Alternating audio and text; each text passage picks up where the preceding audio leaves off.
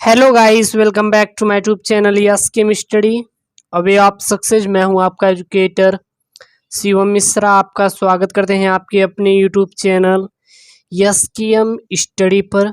और आज हम NCERT class 9th history chapter 1, बोले तो सोशल साइंस क्या चैप्टर 1 है ये हिस्ट्री में, क्लास 9th वालों के लिए, हिंदी वालों के लिए, क्योंकि आपको साइंस भी अवेलेबल करा देंगे, हिंदी भी, हर एक चीज़। और क्लास 10th जब में जाएंगे आपको तो पूरा हम आपको नोट्स आपको दिए ही हैं, तो आपको टेंशन नहीं लेना है, बस आपको अच्छे से पढ़ना है।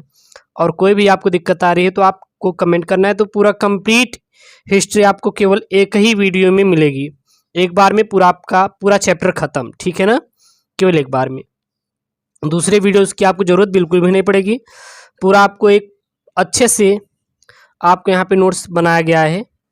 तो यहाँ पे अध्याय 1 है फ्रांसीसी क्रांति, यानी कि क्लास 9th चैप्टर 1 हिस्ट्री का है फ्रांसीसी क्रांति, ठीक है ना। तो अगर देखिए फ्रांसीसी क्रांति कब से कब तक चली थी, सबसे पहले आपके विचार आएगा कि फ्रांसीसी क्रांति क्यों हुई थी, क्या हुई थी, कौन किया था, इस पर, इसके बाद किस पर प्रभाव पड़ा था, तो हर एक पॉइंट को यहाँ पे क्लियर करेंगे। तो फ्रांसीसी क्रांति सन 1789 से सन 1791 तक चली थी। कितने सालों तक चली थी? ये 2 वर्षों तक चली थी। कितने? सन 1789 से सन 1791 तक चली थी, ठीक है। क्रांति के अभाव से संपूर्ण जनता प्रभावित हुई थी। जब फ्रांसीसी क्रांति हुई थी तो इसके पश्चात जितनी भी जनता थी बहुत ज़्यादा हमारी क्या हुई थी? प्रभावित हुई थी। इसके फलस्वरूप सैकड़ों लोगों का एक समूह पेरिस नगर के पास बास्तिल किले पर आक्रमण किया। इसके परिणाम स्वरूप बास्तिल का कमांडर मारा गया और कैदी हुड़ा नहीं है, यहाँ पे छुड़ा लिए गए, ठीक है ना, थोड़ा मिस्टेक हुआ है, यहाँ पे लिखित मिस्टेक हुआ है, छुड़ा लिए गए। यानी कि उनके ऊपर जो आक्रमण थे, जो फ्रांसीसी क्रांति के दौरान जो जनता थी, सैकड़ों लोग थे, वो किस पर आक्रमण किए? पेरिस के एक नगर के पास बास्तिल किले पर आक्रमण किया। इसके परिणाम स्वरूप जो वहाँ का कमांडर था उसको मार गिराए और जो कैदी थी उसको छुड़ा लिए। अब लुई 16वां का शासनकाल, तो लुई 16वां का शासनकाल देखेंगे तो अगर राजवंश देखें तो लुई 16वां बुर्बो राजवंश से संबंधित था। लुई 16वां किससे संबंधित था? तो जो लुई 16वां था वो बुर्बो राजवंश से संबंधित था।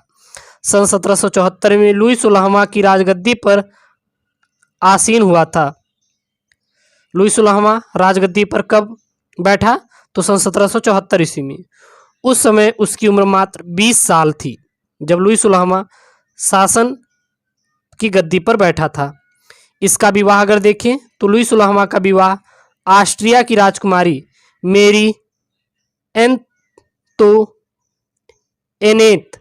से हुआ।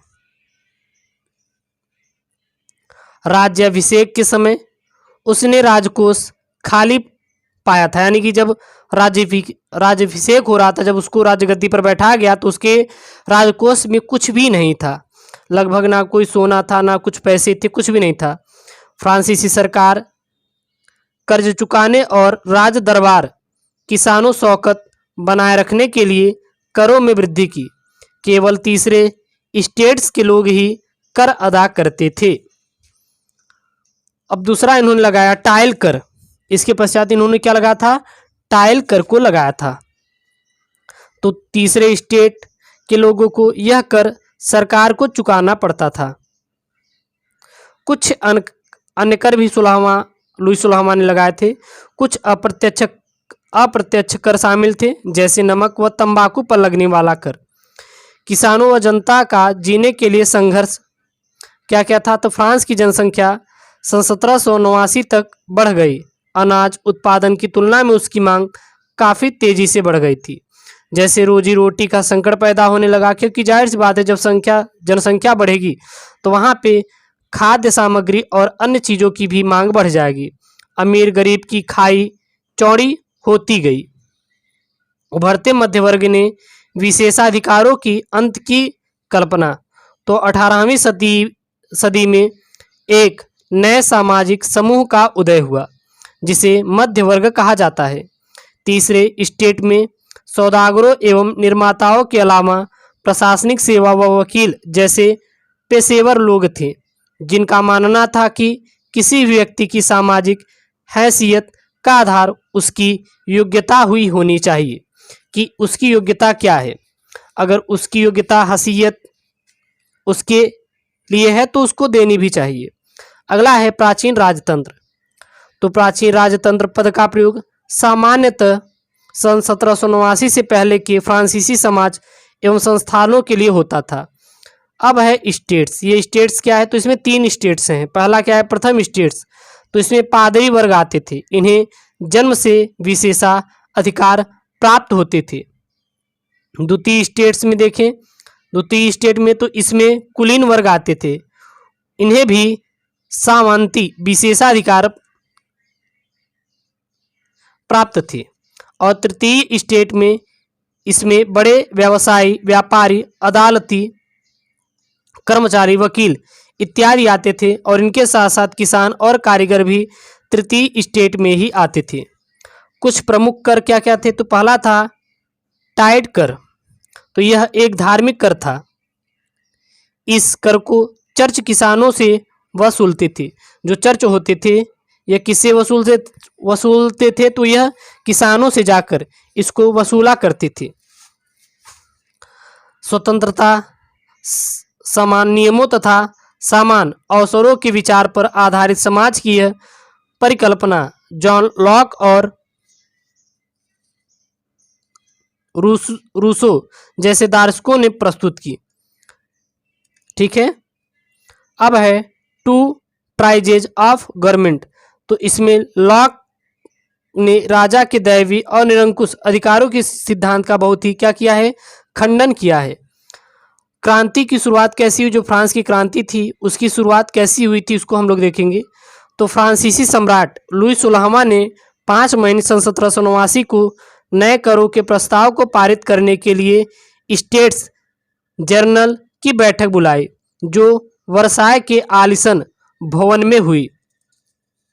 तृतीय स्टेट के लोगों ने देखा कि उन्हें द्वारा दिए जाने वाले करों का प्रयोग वर्साय महल के पीछे खर्च हो रहा था। यानी कि जो तृतीय स्टेट के लोग कर को देते थे राजा को, तो जो कर था वो उनके लाभ के लिए नहीं, यानी कि जो राज्य था उसके ग्रोथ के लिए नहीं, बल्कि महल के लिए खर्च होता था, महल बनवा रहे थे। तृतीय स्टेट के प्रतिनिधि विरोध जताते हुए बाहर चले गए और ये स्वयं को संपूर्ण फ्रांसीसी राष्ट्र का प्रवक्ता मानते थे। अब नेशनल असेंबली आई, जो कि इसका गठन 1789 में हुआ। तो 20 जून को ये प्रतिनिधि वर्साय के इंडोर टेनिस कोर्ट में जमा हुई, स्वयं को नेशनल असेंबली घोषित कर दिया और शपथ ली कि जब तक सम्राट की शक्तियों को कम करने वाले संविधान तैयार नहीं किया जाएगा तब तक असेंबली भंग नहीं होगी। उनका नेतृत्व मिराव्यो तथा आबेसिये ने किया। अपनी विद्रोही प्रजा की शक्ति का अनुमान करके अंततः लुई 16वां ने नेशनल असेंबली को मान्यता दे दी और यह मान लिया कि सत्ता पर्व से संविधान का अंकुश होगा।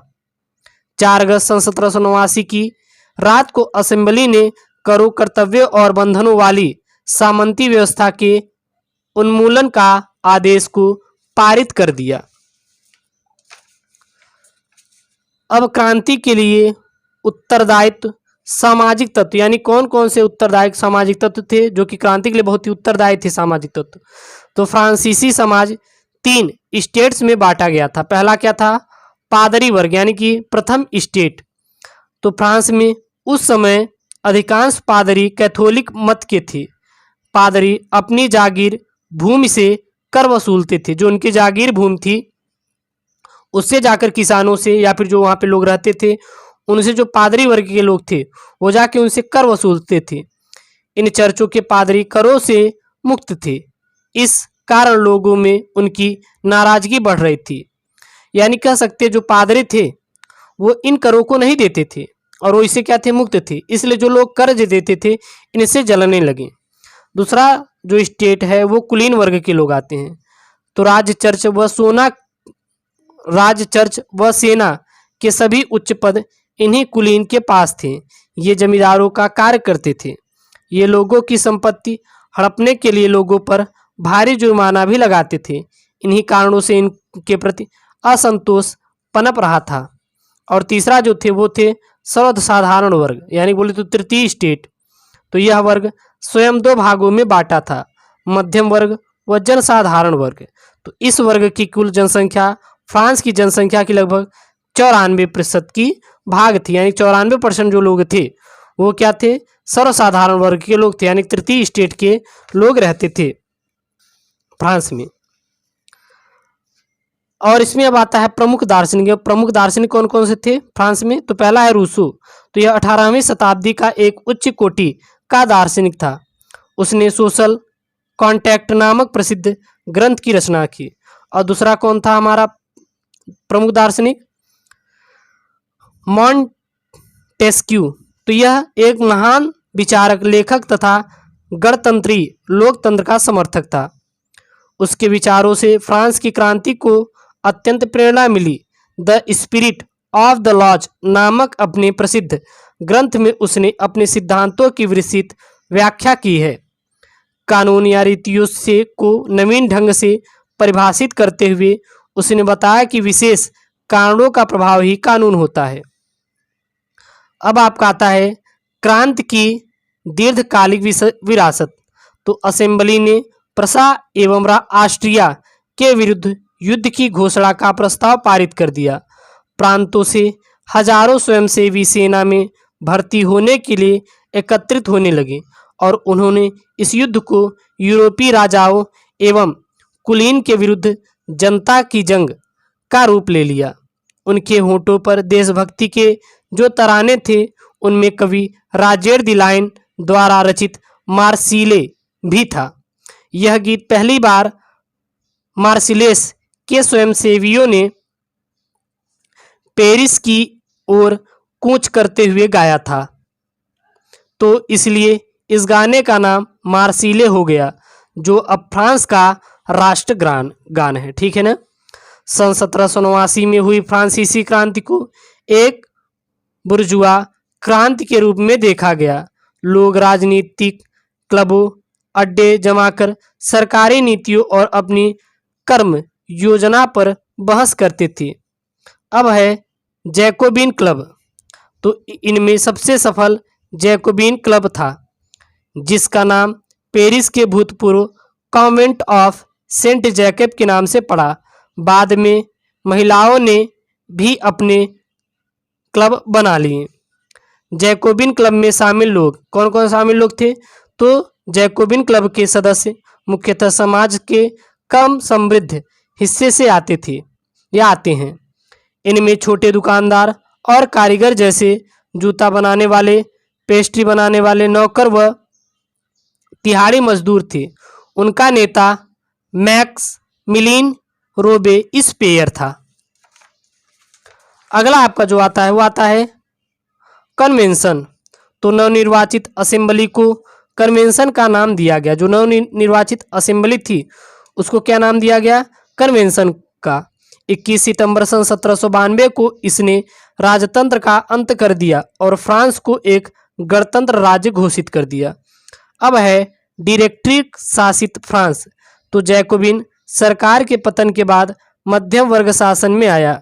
नए संविधान के तहत संपत्तिहीन तबके को मताधिकार से वंचित कर दिया गया। इस संविधान में 2 चुनी विधान परिषदों का प्रावधान था। इन परिषदों ने 5 सदस्यों वाला एक कार्यपालिका डायरेक्टरी को नियुक्त किया। अब यहाँ पर आया इसके बाद नेपोलियन बोनापार्ट का उदय। तो डायरेक्टरी की राजनीति अस्थिरता ने ही सैनिक तानाशाह नेपोलियन बोनापार्ट के उदय का मार्ग प्रशस्त किया। क्रांति के बाद दास प्रथा का उन्मूलन। तो फ्रांसीसी उपनिवेशों में दास प्रथा का उन्मूलन जैकोबिन शासन के क्रांतिकारी सामाजिक सुधारों में से एक था। स्थानीय सरदारों से दास खरीदे जाते थे और बोर्दे और नानते जैसे बंदरगाह फलते फूलते दास व्यापार के कारण ही समृद्ध नगर बन गए और नेशनल असेंबली में लगी लंबी बहस हुई कि व्यक्तियों के मूलभूत अधिकार फ्रांसीसी प्रजा को प्रदान किए जाएं या नहीं, लेकिन कोई कानून पारित नहीं किया गया। सन 1794 के कन्वेंशन ने फ्रांसीसी उपनिवेशों में सभी दासों की मुक्ति का कानून पारित कर दिया, किंतु 10 वर्ष बाद नेपोलियन ने दास प्रथा को पुनः प्रारंभ कर दिया। फ्रांसीसी उपनिवेशों ने अंतिम रूप से दास प्रथा का उन्मूलन सन 1848 में किया गया। अब है संविधान। तो संविधान पुरुष एवं नागरिक अधिकार घोषणा पत्र के साथ प्रारंभ हुआ। जीवन के अधिकार, अभिव्यक्ति की स्वतंत्रता के अधिकार और कानूनी बराबरी के अधिकार को नैसर्गिक एवं आहरणीय अधिकार के रूप में स्थापित किया गया। राज्य का यह कर्तव्य माना गया कि वह प्रत्येक नागरिक के नैसर्गिक अधिकारों की रक्षा करे। आतंक राज्य। अब आतंक राज्य क्या? तो सन 1793 से सन 1794 तक के काल को आतंक का युग कहा जाता है।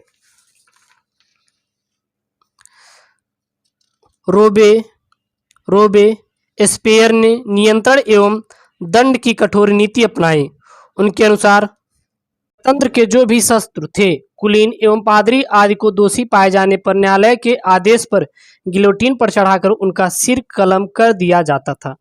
अभी आपके मन विचार आता है कि सर ये गिलोटीन है क्या? तो यह 2 खंभों के बीच लटकते आरे वाली मशीन है जिस पर रखकर अपराधी का सिर कलम कर दिया जाता था। अब है फ्रांस की क्रांति के फलस्वरूप नेपोलियन बोनापार्टा की टिप्पणी क्या थी? तो नेपोलियन बोनापार्टा फ्रांस की एक साधारण सैनिक था। जो नेपोलियन बोनापार्ट था ये कौन था? फ्रांस का एक साधारण बहुत सैनिक था और अपने साहस, वीरता, बुद्धि और अंत में अपनी तलवार के बल पर वह सम्राट बन गया था फ्रांस का। वह 1804 ईस्वी को फ्रांस का सम्राट बना। जब नेपोलियन बोनापार्टा का राज्याभिषेक के दौरान जब पुरोहित नेपोलियन को ताज पहनाने गए तो नेपोलियन ने अपनी तलवार निकालकर पुरोहित के सीने पर लगा दी और यह देखकर सभा स्तंभ हो गई कि नेपोलियन बोनापार्टा ने क्या किया। उन्होंने तो अपनी तलवार ही निकाल के लगा दी। तो नेपोलियन बोनापार्टा ने कहा कि यहाँ तक पहुँचने में किसी ने मेरी मदद नहीं की, बल्कि यह तलवार की है, तो पहले तलवार का राज्याभिषेक कीजिए, ठीक है ना। और फिर उसने अपनी तलवार से ही ताज को उठाकर अपने सर पर पहना। नेपोलियन ने 1805 ईस्वी को ऑस्ट्रिया, 1806 ईस्वी में प्रसा और 1807 ईस्वी में रूस को पराजित कर दिया था। नेपोलियन बोनापार्टा की पहली हार लिपजिंग के मैदान में सन 1813 को हुई और दूसरी बार 1815 ईस्वी को वाटरलू में पराजित हुआ। 1821 ईस्वी को में नेपोलियन की क्या हो गई? मृत्यु हो गई। अब फ्रांस के क्रांति के प्रभाव क्या क्या थे तो उसको समझने के लिए निम्नलिखित बिंदु पर आप समझ सकते हैं। तो पहले थे स्वतंत्रता, समानता एवं बंधुत्व के नारे का प्रसार। तो फ्रांसीसी क्रांति के प्रेरक शब्द थे स्वतंत्रता, समानता एवं बंधुत्व। इन 3 शब्दों ने विश्व की राजनीति व्यवस्था के स्वरूप में आमूलचूल परिवर्तन का मार्ग प्रशस्त किया, जो कि लोकतांत्रिक सिद्धांत का विकास हुआ। लोकतांत्रिक सिद्धांत का क्या विकास हुआ। अब सामंतवाद की समाप्ति। तो फ्रांसीसी क्रांति ने सामंती व्यवस्था पर चोट कर सामंती विशेष अधिकारों का अंत किया और यह यूरोप के अन्य देशों को भी प्रभावित करती रही। राष्ट्रवाद का प्रसार हुआ और धर्मनिरपेक्षता की भावना का प्रसार हुआ। अब हुई लुई 16वां को फांसी। तो लुई 16वां को जो फांसी दी गई थी वो गिलोटीन यंत्र द्वारा ही दिया गया था। तो लुई 16वां को कैसे मारना है इसका निर्णय जनता को लेना था और गिलोटीन नामक यंत्र द्वारा लुई 16वां को फांसी दिया गया और यह घटना 21 जनवरी 1993 में हुई थी। यानी कि लुई 16वां की मृत्यु 21 जनवरी 1793 में हुई थी। तो यहाँ पर मेरे प्यारे बच्चों क्लास 9 की जो हिस्ट्री की चैप्टर 1 है वो पूरा कंप्लीट है और इसको एक प्यारा सा नोट्स आप बना सकते हैं और चैप्टर 2 आपको मिल जाएगा जल्दी ही। और चैनल पर नए तो चैनल को जरूर सब्सक्राइब करें। ओके दोस्तों, थैंक यू, जय हिंद।